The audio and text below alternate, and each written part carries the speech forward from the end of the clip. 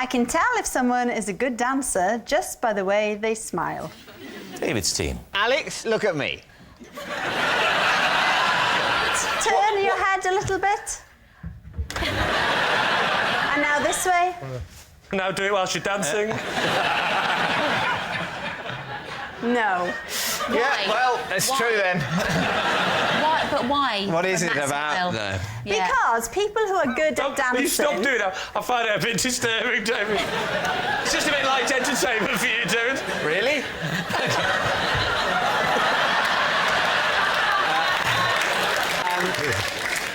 What is it? Yeah, what it's about? People, what do you look for? Well, people who are good at dancing will look naturally smug.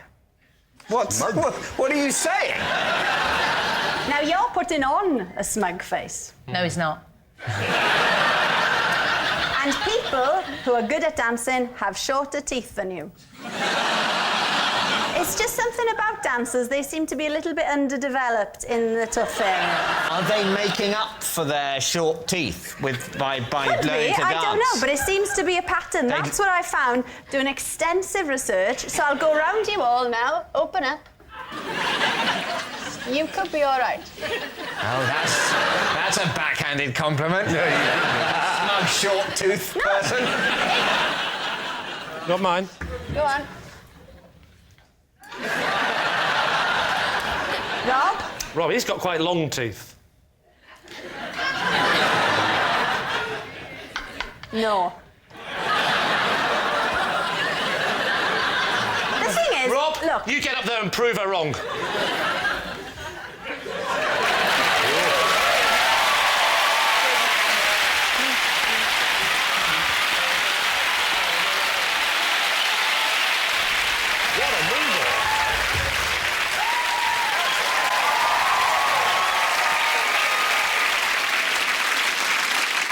I just want to say, Rob, I've got a lot of respect for your commitment to the show. Yeah. I mean, I'm no Bruno or Len. I'm no Bruno or Len. Hasn't she got a Hang on, stupid you're voice? now taking them. What is... Does anyone know how large Fred Astaire's teeth are? Small.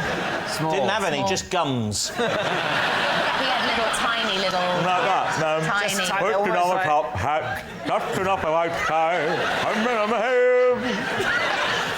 So what are you going to say, David? Mel, do you think it's true? I think it's the sort of claim that Ms Jones would make. It's not scientifically proven. Oh, you don't say. Yes. I think it is the sort of thing she's She's claimed it. She's not saying it is. No. Yeah. Do you think it's the truth? The truth. The truth. I think we think it's true. You think it's true? Yes. Alex Jones, was it the truth, or were you telling a lie? Don't be so ridiculous. It's a lie! I once stole the shirt off a scarecrow in order to get into a nightclub. Leasty. Wow. OK. Was you not wearing anything before you went to the nightclub? Me? Yeah. T-shirt, you see. OK. Oh, and they wouldn't let you in? Yeah, but well, it is, you know, it's all a bit more relaxed these days because the dress code isn't what it was back in the day. What was the day? What year? Back in the day, or when this happened? Well... It was early 2000s. Right, so early 2000s, you've gone to a nightclub. Where was this nightclub? In Rochester. Rochester is a town, right? And that's why it's got a nightclub in it. And scarecrows don't really tend to be used in towns What a because they're very out good in massive point. fields. Thank you, Miss Martin. So when did you find out you needed a shirt to get in the club? Did you go to the club? When and the then bouncer said, you ain't coming in. Right, and then you walked back to the scarecrow to get the shirt? I walked back to the allotment.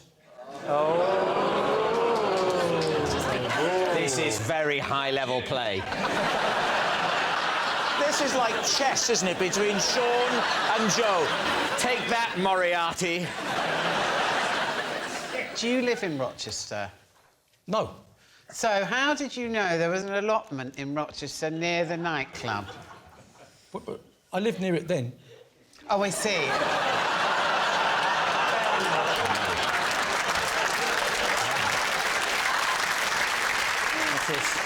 It's like fencing, isn't it? But then again, if you lived in Rochester, why didn't you just go home and get a shirt? Oh, this gets better and better. Checkmate. No. I was born in Chatham, but brought up in Maidstone. But my uncle lived in Rochester, and it was one of the allotments on his patch, so I knew where the allotments were. Apropos to the nightclub. Miss Brown, back to you. Can I ask, earlier you said you had a T-shirt and trainers and jeans on. Yes. And you thought it was a relaxed club, but then you went to the club and they said you need a shirt, but you're not allowed in a club with trainers on. OK. The bouncer was a Can big... I just say, Shaun, you're the kind of person that every time you speak, you always sound like you're going to start it with, I'd like to change my story. But is that the impression I'm just giving you? For the sake of the tape, the accused has walked into the room. The bouncer was a massive fan of EastEnders and was quite embarrassed at turning me away. So I think when he saw the effort I'd made, because I was already 8 pints to the wind, so when he saw the effort I'd made, I think he just couldn't bear turning me away again. OK. What do you think, Joe? Could this be true? I think he'd have had a better time if he'd popped down the graveyard.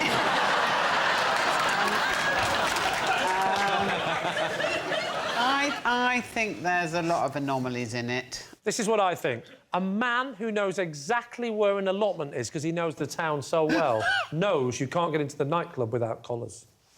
And for that reason, Shaun, we find you guilty. So what are you saying, Lee? You think it's a lie, don't you? Lie. I think it's a lie. You think it's a lie? You all think it's a lie? We all think it's a lie. Shaun, truth or lie? It is a lie.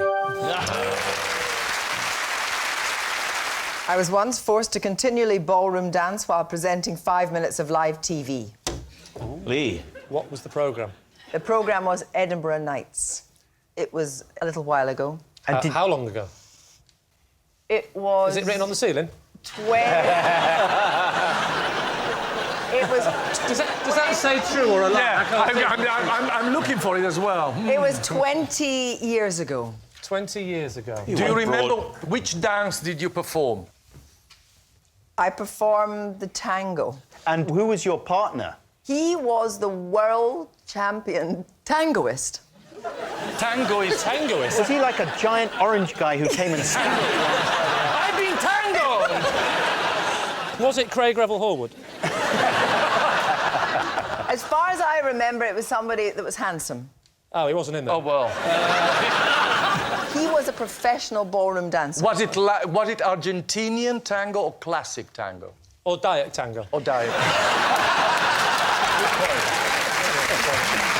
What's the difference? Well, one is very improvised, the other is very stiff. Which is the stiff one?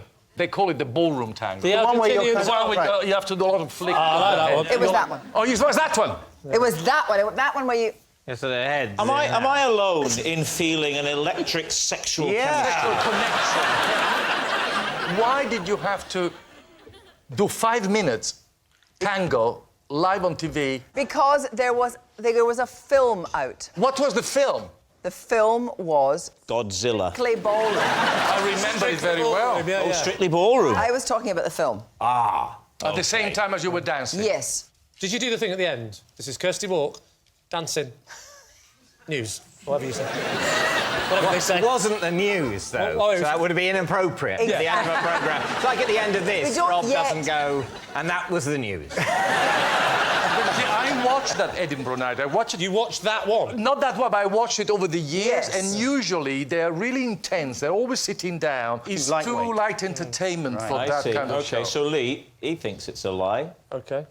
I think it's true. Oh, a split decision, I hate that. Thinks it's true. Why? I don't think Kirsty would lie about something like that. OK, so your team is split down the middle, Lee. Which way are you going to go? I'm leaning towards Bruno. Don't.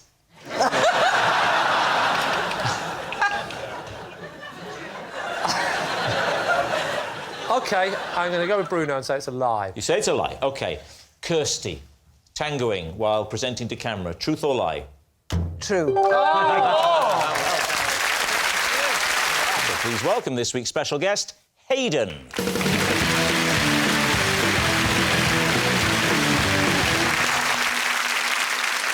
So, Adam, what is Hayden to you?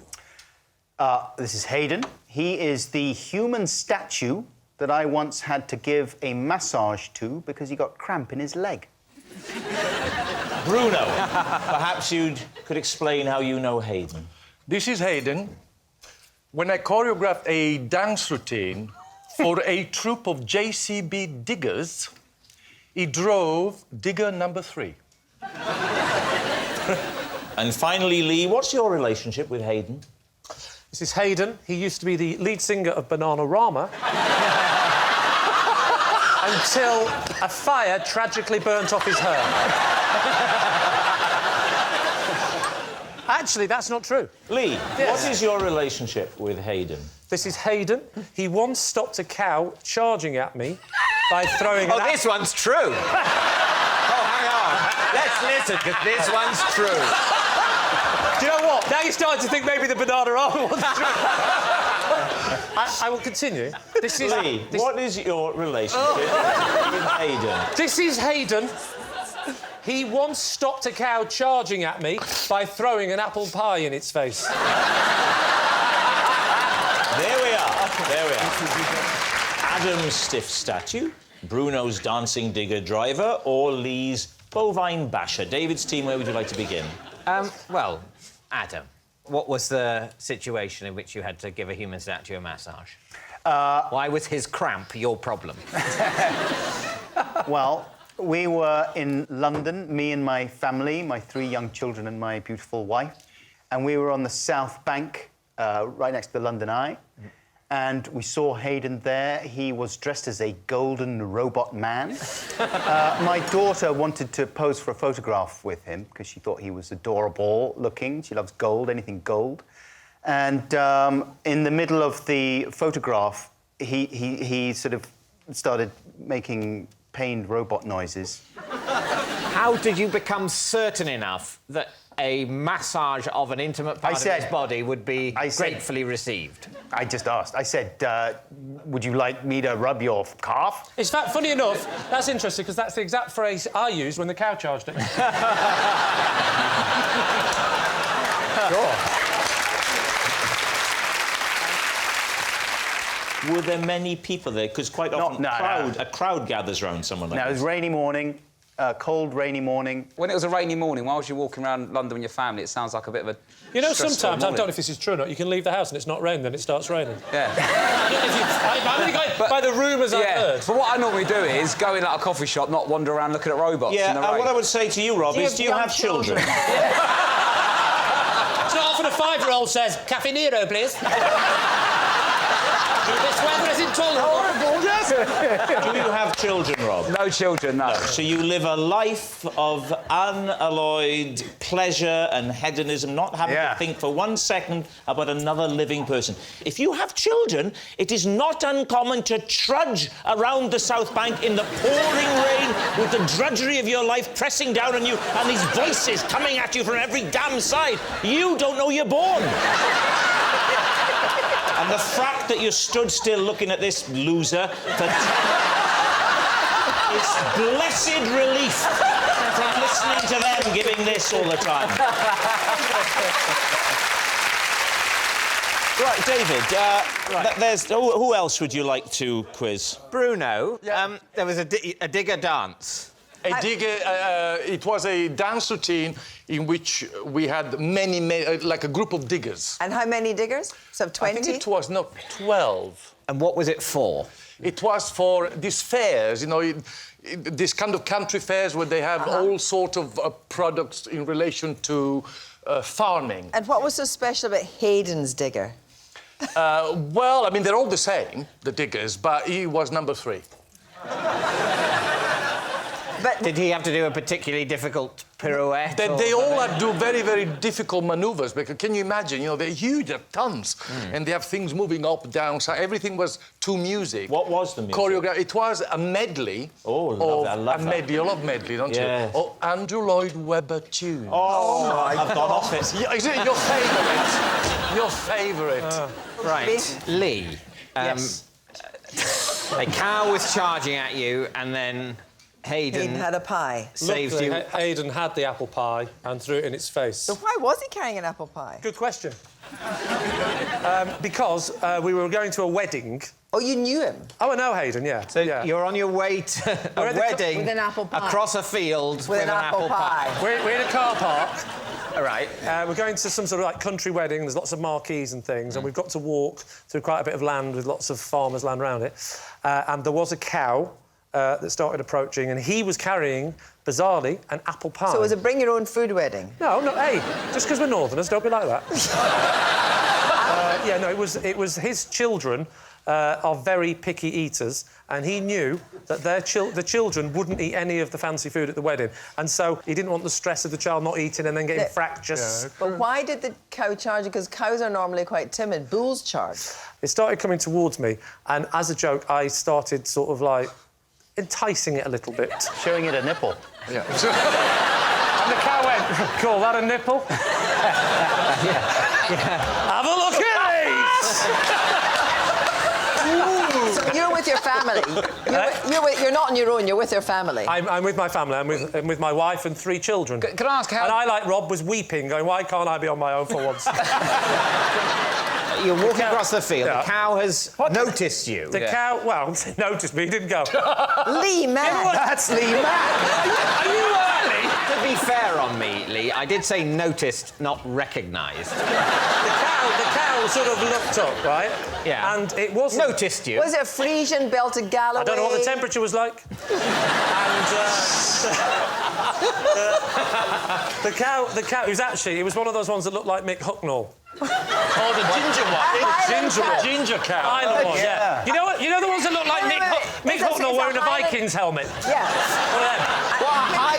One of those? Highland cow. In Cumbria. Where were you? That was, believe it or not, it was actually on the Isle of Mull. OK. Now we're getting... Now we're getting somewhere. Yeah, we're getting somewhere. We're on the Isle of Mull now, aren't we? You were dressed in a kilt?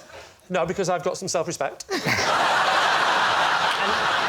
And so the cow noticed you, starts coming out... I don't think the cow was charging us in the sense of it's going to kill her, but it was walking very fast towards us because I foolishly had picked up a load of grass and was sort of doing that. You waved the grass as a joke. I got the grass like that. It started getting a little bit out of hand because it started getting a bit of grass, and then we sort of walked away a bit, and then it walked very fast towards us. And I went like and sort of threw it in the cow's face, and the cow got a bit of a shock. How far away from the cow was Hayden when he launched the pie? What was, I would say... Did he actually press it into the cow with his hand? No. I think he mixed it up. I think he mixed up this incident and something that happened with the Chuckle Brothers. He didn't go... And then he did threw it down slowly and the cow went... So how far away were you when you when he threw the pie? It was all in a bit of a panic, but I would guess at somewhere in the region of sort of how far now I am from Hayden. So it was one of those sort of... So did it go in the horns and all down through its hair? To be honest with you, we were sort of facing the other way going at speed, so I didn't say, kids, come back, see how it's landed. So, David's team, is Hayden Adam's stiff statue, Bruno's dancing digger driver, or Lee's bovine basher? What do you think, Kez? I'm just not sure about the idea that he looks the kind of guy that is a golden robot. Look at his golden robot head. No. I don't think he's a robot. Now, it doesn't show Lee in a good light because he's acted incredibly stupidly and then couldn't repair his own damage. Yeah, well, absolutely. He's literally... Put his children in danger. No, yeah. whoa. Yeah, Hang on, I'm not having another one taken into care. I did not. I simply said, look at the orange beast, and waved a bit of... I remember last series where you brought in a video of you making one of your children cry. Yes, I remember that, yes. I think he looks like a guy who'd probably be very precise with a digger. I'm siding on digger over robot, definitely, and don't know about the cow pie. Yeah, I think we're leaning towards Bruno's story being You're true. all thinking it's the digger? Yeah. OK. Hayden, would you please reveal your true identity? My name's Hayden. I was digger number 3 in Bruno's dance routine. Yes, Hayden is Bruno's dancing digger driver. Thank you very much, Hayden. So please welcome this week's special guest, Ken.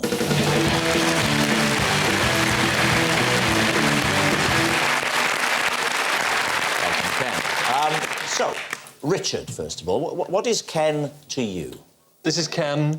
He produced my record, a dance version of a Shakespearean soliloquy. Right, OK. Fern, how do you know Ken? This is Ken, and he and I are part of the same Morris dancing troupe. Right. Finally, David, what is your connection to Ken? This is Ken, and Ken drives a steam engine and recently let me ride in the cab with him. Well, I think we all know which is the favourite. We'll start with Richard. You said it was a Shakespearean soliloquy. Yeah. It was a version of Hamlet's To Be or Not to Be. Chuck up. Chugga, chugga. Yeah. Yeah. And was there rapping? Was there a bit of... Was there any... Martin, you're really down with the kids. That is the question. Not that I can is it the question? No.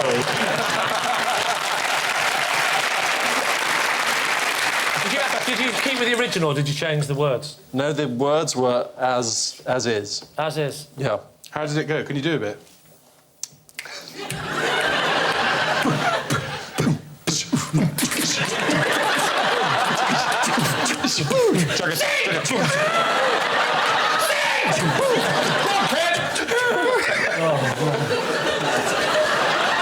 What sort of music was it? Was it lutes and Shakespearean styly, or was it something more contemporary? Yeah, Perhaps was a it reggae like beat? lutes and harps and ting? It was. It was garage and hip hop. Is it? Is it though? For real.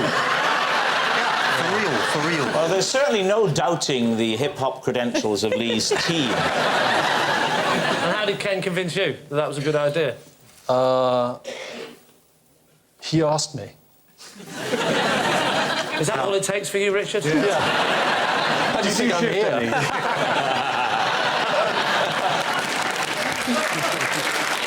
What was on the B-side? Shall I compare thee to a summer's day or whop it up thee straight away?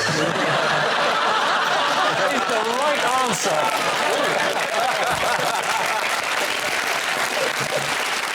OK, Fern, just remind us again. This is Ken, and we are part of the same Morris dancing troupe. Right, and how often do you do that? In summer, it could be every weekend. It could be, but is it? How do you combine this with your TV commitments? Well, obviously, if I'm working, I don't go and do it because there's a troupe of 12 of us. And where do you do it? Where do you Morris? We Morris at the county shows. Are you pretty good at Morris dancing? You know where this is leading, don't you? Yeah. So could we have a demonstration, Fern, at all? I would feel silly. Well, you're on the right show. Yeah. OK, right, David, remind us of yours again. He drives a steam train and he gave me a ride in his cab. Right, and how did this crop up? It was... You were doing that? Yeah. It was at the... it was at my brother's 30th birthday do, which was at the Didcot Railway Museum. There is nothing you've said so far that we doubt. Right, and why did your brother choose that? Was it ironic? I think there was elements of irony and elements of genuine enjoyment. Yeah. Very much like this show. How far did you go? You can't go anywhere. It's a museum. Oh, so it's an internal journey, is it? You can go sort of a couple of hundred yards, stop, a couple of hundred yards back. And this is all within the building? No. It's outdoors, but right. within the property. You don't access the national network because you just get in the way of the younger trains. They're in such a terrible hurry. Oh dear, says the old steam chain. Why is everyone in such a rush? It's because the network's so terribly underfunded. Say the trucks. Who's this coming through? It's a young engine. Get out of my way, David. I've got important letters to deliver. That engine's very angry, said David Mitchell.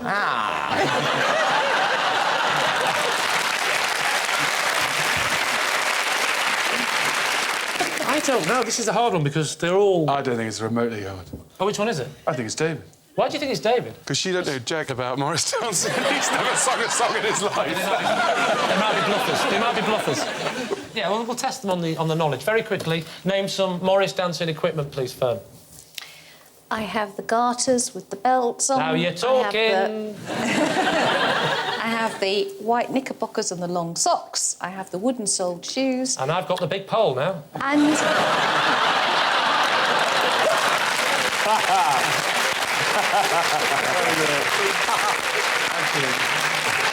Now, let's look at Ken. Does Ken look like a Morris dancer, yes or no? He sort of does, doesn't he? He does, yeah. He does. Does he look like he could drive a steam train? That's a definite big yes, isn't it? Does he look like a record producer? Not today. So what are you going for? What do you think? Well, it's not Richard. There's no conviction in what he's saying. He's no conviction in the Spice Girls movie, but he did that. See, I can't see anything but a Morris dancer when I look at him So now. you're thinking it's Fern? I am increasing. If we could get a look at his hands, I'm sure we could see if he was a Would you steam like train to driver. see Ken's hands? Yes. Oh, look out. The doctor's in. There we go. Here he comes. He's a record producer. Is he? What? Are they smooth? Right, is that your final answer? They're not manual labourers' hands. So what is he?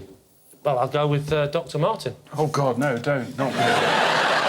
It's a Morris dancer, then. You think it's Fern? Yeah, that's You good. think it's... Fern now. Well, then I'm going to have to go with the team saying it's Fern. You're saying it's Fern? It goes against all my better judgment. All right, OK. Ken, would you please reveal your true identity? Yes, I'm Ken, and I produced a record with Richard E. Grant.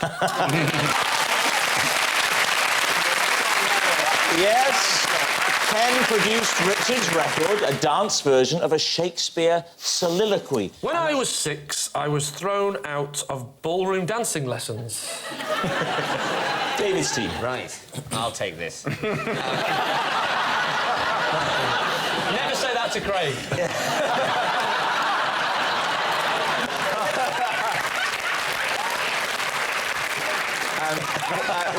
You were 6. What had you done in the ballroom dancing lessons? I broke a piece of equipment. What equipment can you break ballroom dancing? I broke the machine that plays the music, the tape machine that plays the music. What? Well done. The machine that plays the music. Musictron, the robot, the friendly robot that ran the classes and would play the piano. I broke it. What dance were you doing at the time? I can't remember the dance, if the truth be known. So you can't do it now for us? You're absolutely right, Ben. OK. Lee, you say we couldn't do it, and under normal circumstances, but we've got a... Oh, Craig. I call him dancer. He can hold your hand and ease you into it gently. I'll show you how it went. OK. I'll show you how it went. Right.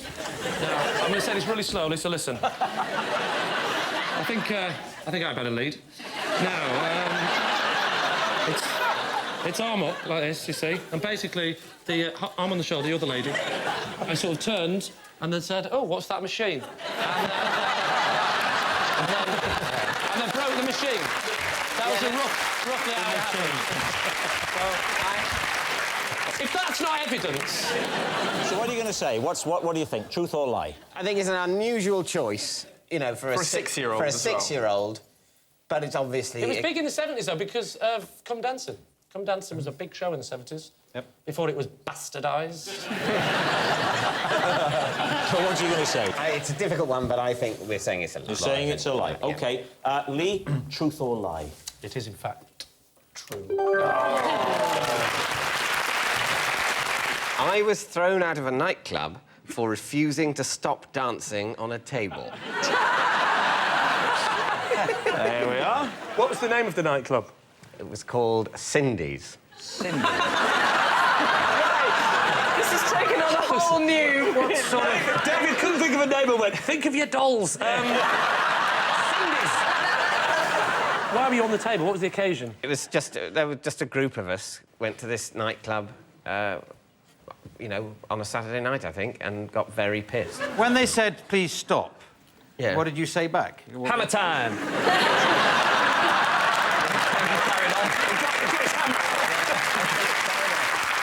Well, I think I was sort of, if you can imagine this, in a slightly drunken state of self-righteousness. And I sort of thought I wasn't doing any harm. What kind of music were you into then? Yeah, well, you know, whatever was on. What? A quite fast What foxtrot? music? What I mean, what are we talking about? This is going at some speed. I'm getting on the table. No, it was, you know, it was pop music. When that they was play pop music? No.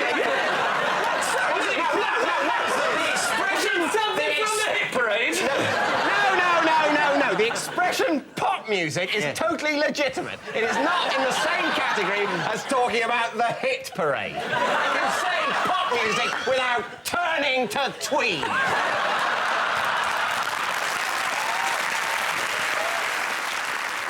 Lee, it's time to reach a decision here. Miranda, what is our decision? Well, I've seen David drunk many times, but I've never seen him dance before. So you're thinking it's a lie? I think it's a lie. It so has to be a lie. It's got to be a lie. I thought it was a lie when he said, once in a nightclub, my shutters went down. You're saying it's a lie. David, is it the truth or is it a lie? It is a lie. I worked as a podium dancer at the Ministry of Sound.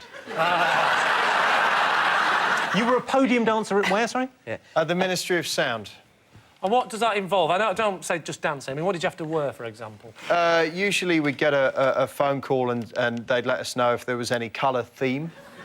And then at certain points in the evening, they would just gather up those of us who were employed to do it and put us on a podium to get the crowd going. And what sort of tunes were you dancing to? This was early 90s, so, you know, early 90s house music. Like what? Name one. Hello. I can't help you here.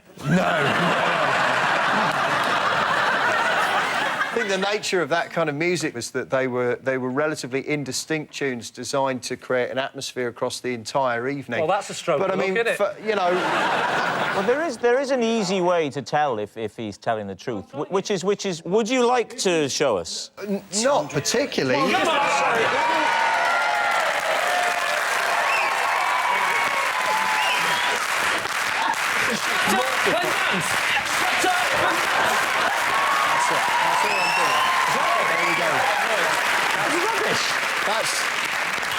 That's what I'm doing. I'm now a sort of moderately plump man in my mid-30s. It doesn't have quite the same impact. Oh, come on, what do you mean, moderately?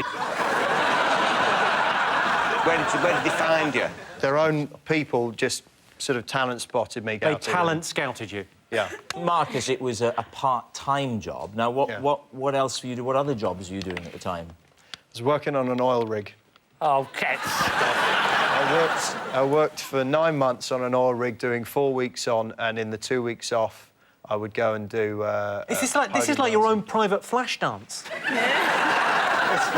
It's in that area. Yeah. What were you doing on the? You were welding, and then you were dancing. Flash dance is based on your life. What did your oil rig friend people? Did you tell them what you were doing part time? Yeah, I used to practice on the rig. You did not.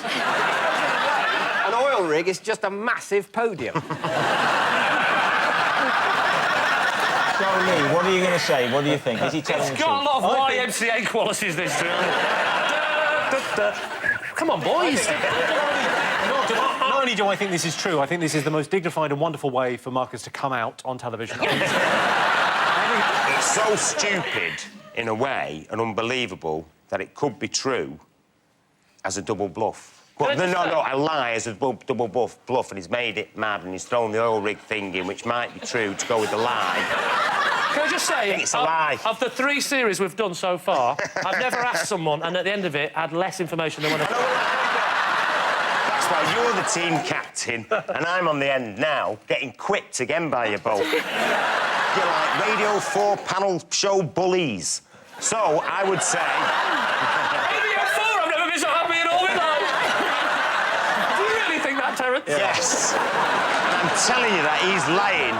Did you not see the dance move? Did you not see his crazy... I was going to say, I didn't believe any of this, but I think Jimmy's probably... That was a move, wasn't it? So what are you going to go for, Lee? We'll say it's true. OK. Marcus, is it truth or is it a lie? It is, in fact, true. Jimmy Carr.